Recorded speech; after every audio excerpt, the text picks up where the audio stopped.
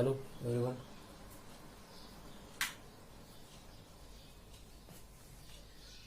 इलेव्हन्थचा cell structure आणि cell organisation हा lesson आपण कंप्लीट केलाय. त्याच्यामध्ये स्टार्टिंगला आपण सेलच्या types that is prokaryotic and eukaryotic type according to function, somatic आणि रिप्रोडक्टिव्ह सेल ही इन्फॉर्मेशन आपण घेतली होती.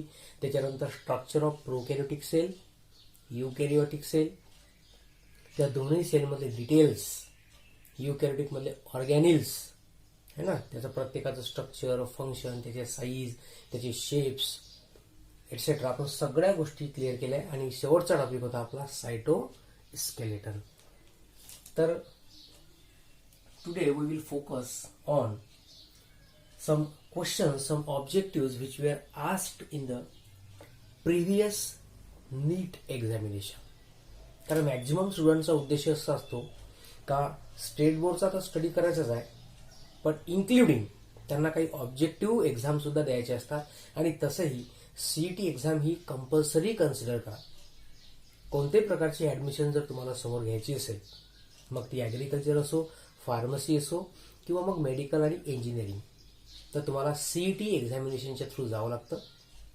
मग डिपेंड आहे तुम्ही कोणत्या लेवलच्या एक्झामला फेस करता. नीट असेल पूर्ण इंडिया लेवलला, त्यानंतर JEE असेल, इंजिनिअरिंग IT लेवलच्या एक्झाम ज्या राहतात, त्यानंतर स्टेट बोर्डचा स्टडी करणार आहे सीईटी एक्झाम. तर एक थ्रूआउट तुम्हाला एक अंदाज लागायला पाहिजे की एखाद्या पर्टिक्युलर लेसनवर कोणकोणत्या प्रकारचे ऑब्जेक्टिव्ह विचारले जातात आणि त्याच्याकरता स्टडी कसा केला जातो. आणि आपण जो स्टडी केला लेसन पूर्ण, त्या लेसनचा स्टेप वाईज कसा अभ्यास तुम्ही केला पाहिजे, जेणेकरून every objective should be solve. ठीक आहे, तर त्याची एक प्रॅक्टिस म्हणून आपण आज काही क्वेश्चन बघूया. So just have overlook on this question. हे जे क्वेश्चन्स आपण आज बोर्डवर पाहून आलो, these were asked in the NEET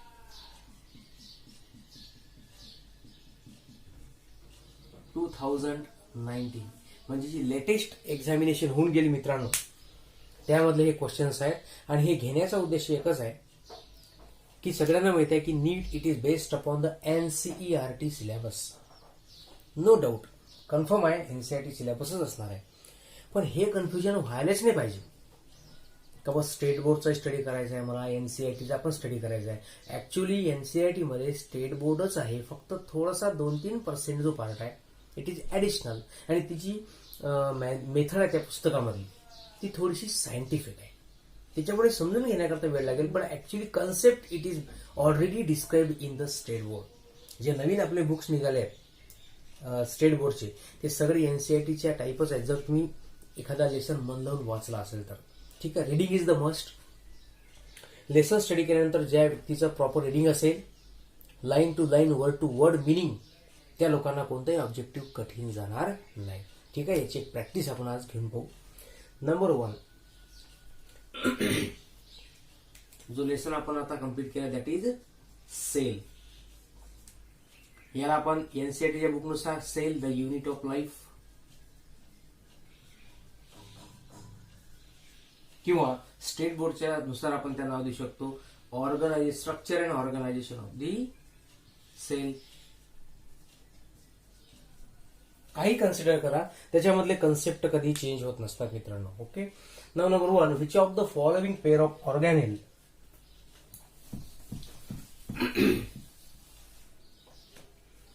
does not contain the DNA. पूर्ण लेसनचा एक फ्लो चार्ट बनावा लागतो मित्रांनो. सेल पासून सुरुवात करा, त्याचे टाइप्स, त्याचे स्ट्रक्चर, त्यातले ऑर्गॅनिल आणि प्रत्येक गोष्टीला व्यवस्थितपणे जर तुम्ही मांडून ठेवलं तर कम्प्लीट लेसन 1 किंवा 2 पेजमध्ये तुम्ही रिकव्हर करू शकता. This is the best way to study the theoretical subject like biology. आणि या मेथडला म्हणतात फ्लो चार्ट मेथड. अशी सुरुवातीला मी तुम्हाला फ्लो चार्ट पाठवली होती. सेल वॉलचा फ्लो चार्ट पाठवला होता, प्लाझ्मा मेम्ब्रेनचा पाठवला होता, प्रोकॅरियोटिक सेलचा सुद्धा पाठवला होता. ठीक आहे, अशीच प्रॅक्टिस करायची आहे. मग आता जे ऑप्शन्स त्यांनी दिलेत पहा, त्या ऑप्शनमध्ये पहा शक्यतो असे काही अँसर असतात की जे क्लोजली रिलेटेड राहतात, असं आपलं कन्फ्युजन होते की this may be the answer or this might be the answer. ते कन्फ्युजन टाळण्याकरता सगळ्यात पहिले आपण जे शिकलो ते आठवा. असे कोणकोणते ऑर्गॅनिल्स आहेत ज्याच्यामध्ये डीएनए प्रेझेंट राहतो ते पहिले रिमाइंड करा. मग आपण सुरुवातीलाच ऑर्गॅनिलचं क्लासिफिकेशन केलं होतं मित्रांनो. The cell organelles may be double membrane bound, आणि यालाच आपण एक अल्टरनेटिव्ह मध्ये नाव दिलं होतं, these are the semi autonomous organelle. What are semi autonomous organelle. त्याच्यानंतर आपण पाहिले होते सिंगल मेम्ब्रेन बाउंड ऑर्गॅनिल, आणि तिसरा पार्ट होता आपला नॉन मेम्ब्रेनस ऑर्गॅनिल. ठीक आहे. तर आता डीएनएचा संबंध कोणत्या ऑर्गॅनिल मध्ये येत असतो, तर जे ऑर्गॅनिलला आपण सेमी ऑटोनॉमस कन्सिडर करतो, असे पूर्ण सेलमध्ये 3 ऑर्गॅनिल आहेत मित्रांनो. एक आहे न्यूक्लियस,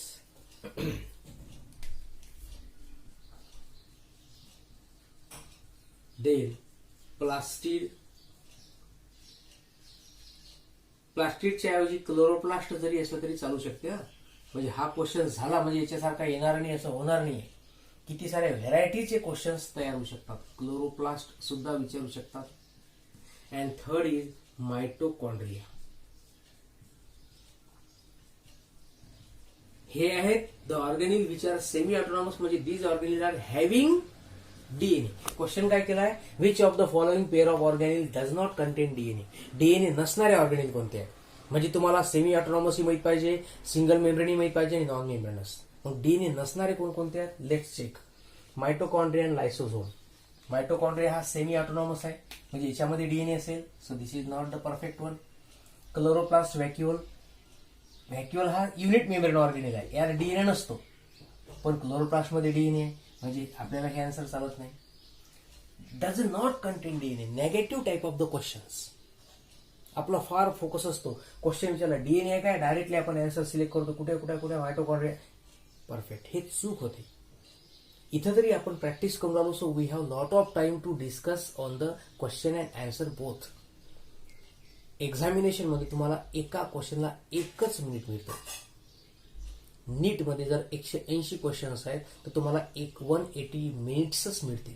त्यातले 90 क्वेश्चन तुमच्या बायोलॉजिकल रिव्ह्यूचे राहतील. ठीक आहे, तर असं लक्षात ठेवायचं मित्रांनो. तर लायसोझोम आणि व्हॅक्युओल हे दोनही युनिट मेम्ब्रेन ऑर्गॅनिल आहेत, आणि याच्यामध्ये डीएनए नसतो, म्हणजे हे आन्सर आपलं असू शकतं. आणि लास्ट आहे न्यूक्लिअर एन्व्हेलप, हा तर ऑर्गॅनिलच नाही आहे. म्हणजे सगळ्यात पहिले क्वेश्चनशी रिलेटेड जर ऑप्शन नसेल तर ते तुम्ही पहिलेच डिस्कार्ड करून टाका. 2 टाईपचे टेक्निक असतात. एक तर तुम्ही डायरेक्ट आन्सर देऊ शकता जर तुमचा कन्सेप्ट क्लिअर असेल, नसेल तर तुमचं लॉजिक नेगेटिव्हली अप्लाय करायचं. नेगेटिव्हली म्हणजे हे ऑप्शन नाही आहे, हे ऑप्शन नाही आहे, हे ऑप्शन नाही आहे, मग परफेक्ट जे आहे ते शेवटचं असतं. Nuclear envelope it is not organelle, so it is never be the option. Mitochondria जरी असला पण त्यात डीएनए असतो, आपल्याला नसणारा ऑर्गॅनिल पाहिजे. So the perfect answer will be the third option, that is lysosome and the vacuole. सांगा आता या क्वेश्चन मध्ये कोणत्या ठिकाणी एनसीईआरटी आहे, काय डिटेलमध्ये आहे. इव्हन स्टेट बोर्डमध्ये जे इव्हन तुम्ही त्या 10वीच्या सिलेबस पर्यंत पाहिल्या त्याच्या आधारावरचा क्वेश्चन आहे मित्रांनो. आणि इनफॅक्ट आहे इंटरनेटवर सगळे क्वेश्चन्स पब्लिश केले असतात. तुम्ही प्रत्येक इयर वाईज जर पेपर स्टडी केले तर तुमच्या लक्षात येईल की मॅक्झिमम क्वेश्चन जे राहतात they were taken from the state board. आपल्याला दोन्ही सिलेबस पाहायचे आहेत इन्क्लुडिंग एनसीईआरटी. त्याच्यानंतर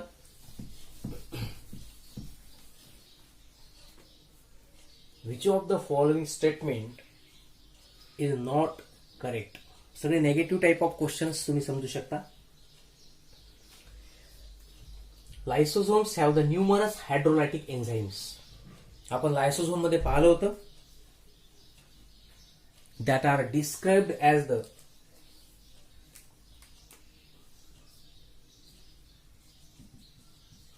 lysosomes are described as the digestive organelles of the cell.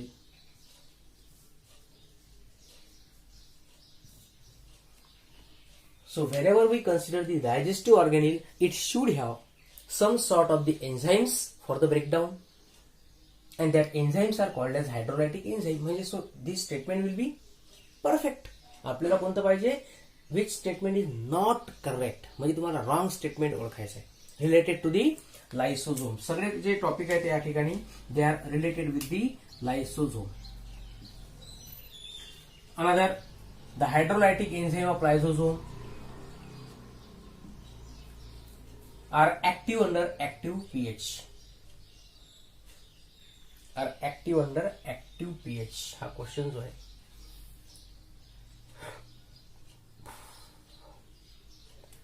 Acidic पाहिजे हा, सॉरी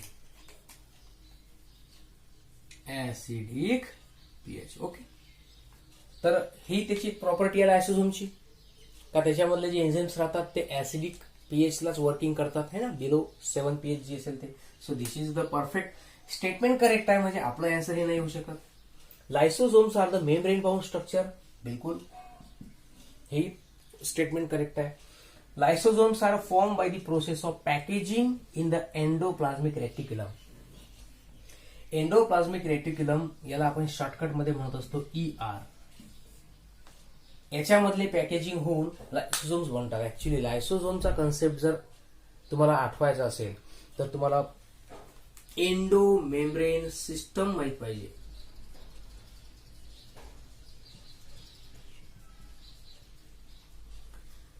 याचा अर्थ काय होते? The various membranal organelles within the cell they are interconnected to each other and they work in the coordination. त्यांचं जे working असतं वेगवेगळ्या ऑर्गॅनिलचं ते कोऑर्डिनेशन मध्ये असते. असे कोणकोणते ऑर्गॅनिल आहेत? एंडोप्लाझ्मिक रेटिक्युलम, त्यानंतर गोल्गी कॉम्प्लेक्स, लायसोझोम, व्हॅक्युल्स. तर लायसोझोम जे राहतात विद्यार्थी मित्रांनो, they are produce by the Golgi complex, not by the ER. तुम्हाला हा कन्सेप्ट जेव्हा तुम्ही वाचाल तेव्हा तुमच्या लक्षात येईल की ERचा आणि लायसोझोमचा कोणताही संबंध नसतो. ER मध्ये ज्या प्रोटीनचं पॅकेजिंग ज्याला प्रोसेस केलं जातं, that proteins are released in the form of vesicle. These vesicles are transferred to the Golgi complex. Golgi complex त्याला मॉडिफाय करून काय करतो? लायसोझोम फॉर्म मध्ये त्याला सिक्रेट करतो.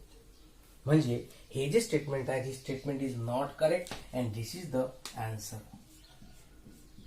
ओके, त्यानंतर आहे the concept of omnis cellula e cellula regarding the cell division was first proposed by. आपल्या स्टेट बोर्ड मध्ये जे इंट्रोडक्टरी पार्ट आहे पहा, सेल स्ट्रक्चर अँड ऑर्गनायझेशन मधला, त्या ठिकाणी तुम्हाला एक आपण सेल थिअरी पाहिली होती.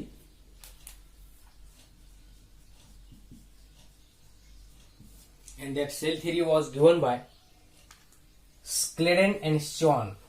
त्याच्यामध्ये खूप कन्सेप्ट होते आणि एक त्याच्यातलं असं स्टेटमेंट होतं मित्रांनो की all cells are arises from pre-existing cell. म्हणजे एक सेल जर नवीन सेल जर बनत असेल तर त्या सेलला बनवणारी सेल अगोदरच अस्तित्वात असते. एक सेल आहे पॅरेंटल सेल, त्या सेलमध्ये डिव्हिजन होतं आणि डिव्हिजनच्या नंतर नवीन सेल तयार होते. म्हणजे सेल तयार कशी होऊन राहिली? Through the process of division. तर हा जो कन्सेप्ट आहे याला म्हणतात ओमिनिस सेल्युला अ सेल्युला, आणि याला मांडण्याचं काम केलं आहे विद्यार्थी मित्रांनो by the expert that is Rudolf Virchow. हे तुम्हाला त्या टेक्स्टबुक मध्ये डायरेक्ट सापडेल. असे लेसन झाल्यानंतर त्याचे सगळे एक्सपर्ट्स, सायंटिस्ट आणि त्यांची डिस्कवरी असा जर तुम्ही एक चार्ट बनवला तर तुम्हाला सायंटिस्टच्या नावावर एखादा जर क्वेश्चन आला एखादा तर तो तुम्हाला सॉल्व्ह करण्यात येऊ शकतो. ठीक आहे, तर हे झाले आपले क्वेश्चन्स फ्रॉम द नीट 2019. एक आणखी एक क्वेश्चन राहिला आहे आपला, तो आपण बघून घेऊया.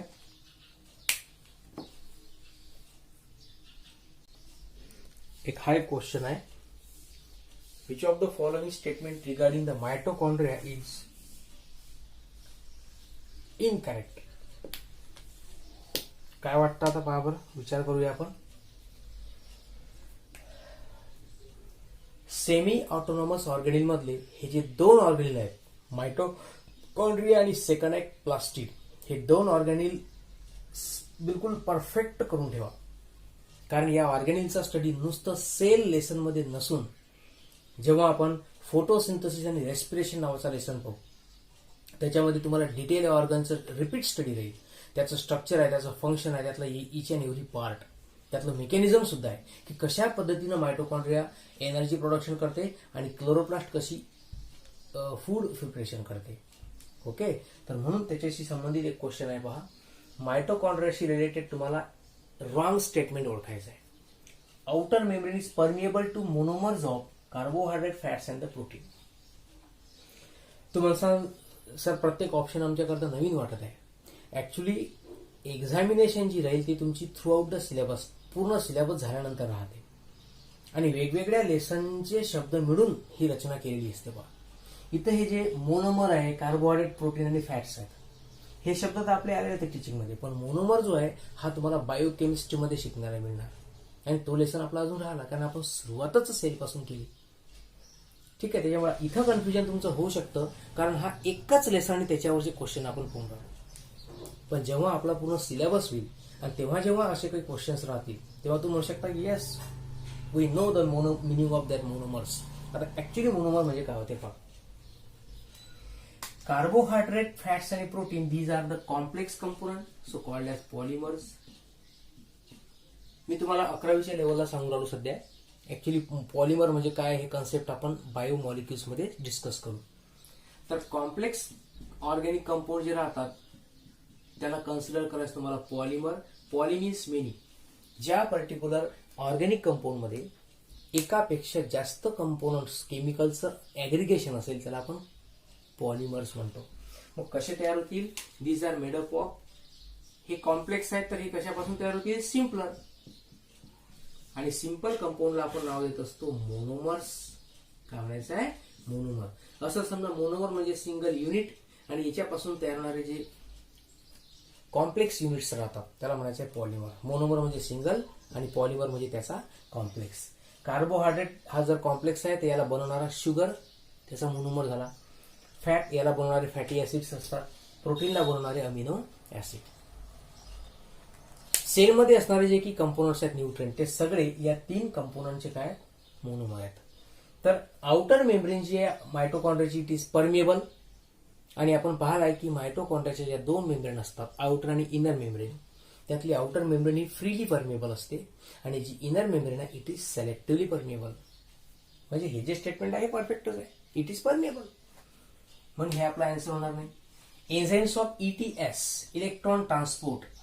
तुम्हाला मी सांगितलं होतं की power house of the energy cell का म्हणायचं आहे मायटोकॉन्ड्रियाला, कारण त्याच्यामध्ये ATP फॉर्मेशन घडते. मायटोकॉन्ड्रियामधले जे F1 पार्टिकल असतात त्याच्या ठिकाणी इलेक्ट्रॉन सिस्टम असते जे इलेक्ट्रॉनला कॅरी करतात, ट्रान्सफर करतात, एनर्जी रिलीज होते आणि ती ATPला बनवतं. तर हे सुद्धा आन्सर आपल्याला परफेक्टच वाटतं पहा. फक्त कुठं प्रेझेंट असते पहा. Enzymes of electron transport are embedded in the outer membrane. Outer membrane मध्ये कोणत्याही प्रकारची सिस्टम नसते पहा. इलेक्ट्रॉन ट्रान्सपोर्ट सिस्टम आहे, करेक्ट आहे, पण ते कुठं असते माहिती आहे काय? It is present in the inner membrane. जर आपण मायटोकॉन्ड्रियाचं स्ट्रक्चर थोडंसं रिमाइंड केलं, एक रफ स्केच तुम्हाला काढून दाखवतो.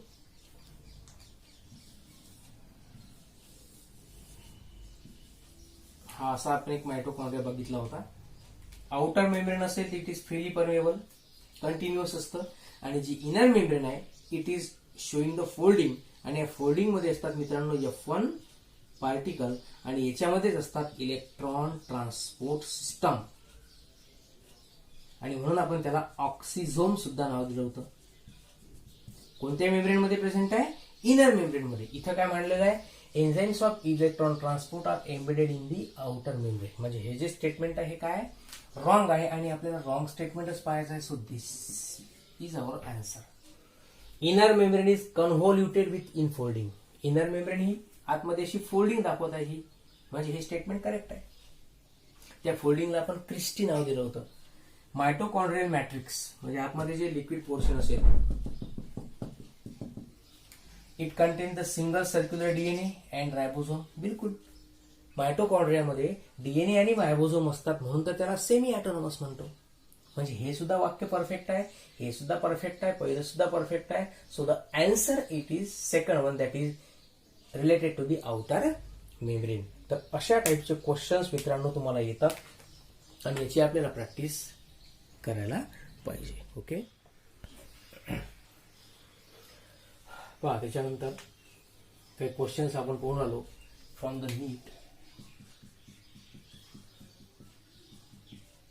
2018. हा सुद्धा 2018 आणि हे जे खालचे दोन आहेत they are taken from the 2017 NEET. NEET exam. एक प्रॅक्टिस म्हणून आपण बघून राहिलो मित्रांनो. तर पहा आता काय म्हटलं यांनी, the Golgi complex participates in. पूर्ण ऑर्गॅनिलला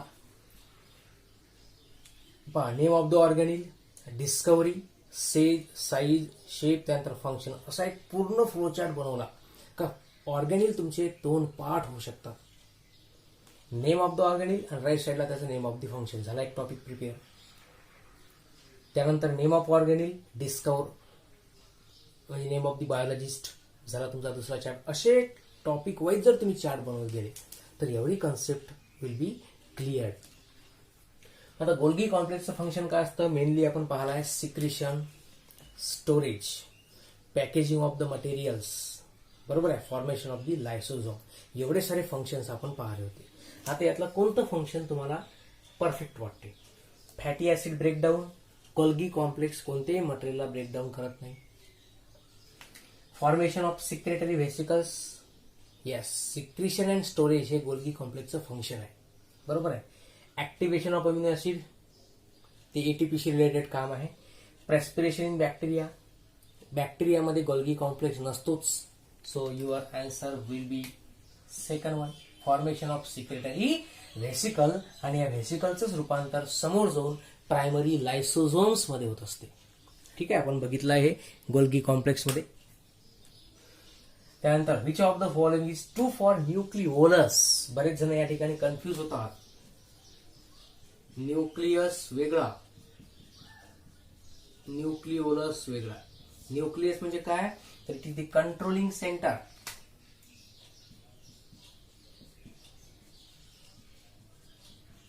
ऑफ द सेल. आणि न्यूक्लिओलस म्हटला तर it help in the production of ribosomal RNA. आणि ज्या सेल प्रोटीन सिंथेसिस मध्ये एंगेज राहतात अशा सेलमध्ये nucleolus they are larger in number. हे आपण आता बघितलं होतं. मग आता त्या टॉपिकवरून न्यूक्लिओलसशी रिलेटेड कोणतं स्टेटमेंट हे ट्रू असेल? Larger nucleoli are present in the dividing cell. न्यूक्लिओलसचा डिव्हिजन मध्ये काही रोल नसतो मित्रांनो. डिव्हिजन आपण लेसनच आपलं राहिलंय पाहायचं, त्याच्यामुळे सध्या तुम्हाला सेल डिव्हिजन कसं घडते, काय घडते याबद्दल काही माहिती नसेल, पण याचा रोल नसतो. आपण जे क्वेश्चन्स पोरावलो that are taken from the cell chapter आणि त्यावरूनच त्या आधारावर, त्या लॉजिकच्या आधारावरच तुम्हाला हे क्वेश्चन सॉल्व्ह करायचे आहेत. It is a membrane bound structure. Nucleolus जो आहे हा नॉन मेम्ब्रेनस पार्ट आहे, त्याला कोणत्याही प्रकारची लिमिटिंग मेम्ब्रेन नसते. It is dense particular structure. It is site of active ribosomal RNA synthesis. Study करताना आपण स्मॉल आर आरएनए म्हटलं होतं, या ठिकाणी त्यांनी लॉंग फॉर्मच दिलाय ribosomal RNA and this is the perfect one. त्यानंतर it takes part in the spindle formation. तर लक्षात ठेवा, स्पिंडल फॉर्मेशन मध्ये सेंट्रिओल नावाचा ऑर्गेनेल असतो पहा. ठीक आहे, कोणता? सेंट्रिओल. तर म्हणून या ठिकाणी न्यूक्लिओलसशी रिलेटेड कोणतं स्टेटमेंट ट्रू असेल? Third one, that is the site of active ribosomal RNA synthesis. RNA formation घडतात जे प्रोटीन सिंथेसिस मध्ये मग हेल्प करेल. त्यानंतर 17 मधून काही क्वेश्चन्स घेतलेत मी.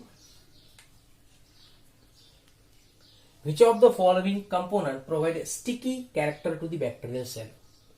Sticky हा जो वर्ड आहे याचा अर्थ होतो टू अटॅच. म्हणजे बॅक्टेरियल सेलला जर एखाद्या सबस्ट्रॅटमला, एखाद्या सपोर्टला अटॅच व्हायचं असेल तर त्या ठिकाणी त्याला स्टिकी कॅरेक्टर म्हणतो आपण. हे कोण प्रोव्हाइड करते? तर ह्या सगळ्या बॅक्टेरियल सेलमधले त्यांनी कव्हरिंग दिले आहेत. त्यातली जी न्यूक्लिअर एन्व्हलप आहे हे तर बॅक्टेरियामध्ये नसतेच, त्याच्यामुळे हे ऑप्शन पहिलेच डिस्कार्ड झालं. बॅक्टेरियल सेल ही प्रोकॅरियोटिक आहे. त्याच्यामध्ये एक तर वेल डिफाईन न्यूक्लियस नाही आहे, न्यूक्लिअर मेम्ब्रेन नसेल, त्याच्यामुळे हे ऑप्शन लागूच नाही पडणार. आता राहिलं काय, सेल वॉल, प्लाझ्मा मेम्ब्रेन आणि ग्लायकोकॅलिक्स. त्यातली सेल वॉल प्रोटेक्टिव्ह फंक्शन, त्याच्यामधून सिलिया, फ्लॅजेला असे पार्ट निघत असतात. प्लाझ्मा मेम्ब्रेन, त्याच्यामध्ये मिझोझोम्स तयार होत असते. आणि राहिली ग्लायकोकॅलिक्स, तर याच्यामध्ये पाहिलं होतं आपण ही ग्लायकोकॅलिक्स नावाची जी लेअर आहे, it may be called as a slime layer or it may be called as the capsule. Capsule ही हार्ड असते आणि स्लाइम ही स्मूथ, आणि या लेअरच्या साहाय्याने बॅक्टेरियल सेल एखाद्या ऑब्जेक्टिव्हला अटॅच होऊ शकते. म्हणजे स्टिकी कॅरेक्टर जे it is due to the glycocalyx. त्यानंतर which of the following cell organelle is responsible for extracting energy from carbohydrates to ATP. Carbohydrate काय, it is the type of complex food.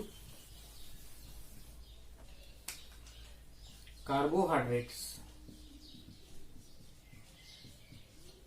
are the type of complex food. याच्यापासून energy तयार करायची म्हणजे काय, तर या complex फूडला करावं लागतं ब्रेकडाऊन, ज्याला आपण ऑक्सिडेशन सुद्धा म्हणू शकतो. अँड आफ्टर ब्रेकडाऊन या फूडमध्ये, फूड म्हणजे काय तर एक केमिकल कंपाऊंड आहे, त्याच्यामध्ये केमिकल बॉन्डिंग असेल, त्याला ब्रेकडाऊन केल्यानंतर इलेक्ट्रॉन्स रिलीज होत असतात आणि या इलेक्ट्रॉनच्या सहाय्यानं काय बनत असते, एटीपी बनत असतो. मग असा कोणता ऑर्गेनेल आहे जो एनर्जी रिलीज करतो, जो एटीपी तयार करतो? It is definitely mitochondria, not chloroplast, not ribosome, not lysosome. This is digestive, this is protein factory, this is food factory, आणि पॉवर हाऊस कोणता आहे, mitochondria. So this is the perfect answer. So in this way we have discussed some questions which were asked in the previous NEET examination 2019, 2018 and 2017. 2013 पासूनचे नीट exam आलेली आहे. त्यातले सगळे question paper जर तुम्ही पाहिले तर तुमच्या लक्षात येईल की most of the question were taken from the state board. NCERT include आपण करू, त्याचा सुद्धा स्टडी करू, पण कन्फ्युजन टाळा की एनसीईआरटी वेगळं, स्टेट बोर्ड वेगळं. No difference. स्टेट बोर्डच मॅक्सिमम सिलेबस आहे. फक्त 2-3% पार्ट, थोडीशी मेथड, थोडीशी लँग्वेज, सायंटिफिक गोष्टी त्याच्यामध्ये मांडले गेल्या आहेत, म्हणून आपण त्याला वेगळं समजतो. ऍक्च्युली सिलेबस तर तोच असणार आहे. एवढे वेगवेगळे सिलेबस जर दिले तर विद्यार्थी 2 वर्षामध्ये कसे कम्प्लीट करतील? Okay, so don't be confuse, be aware, take care and do study. Okay.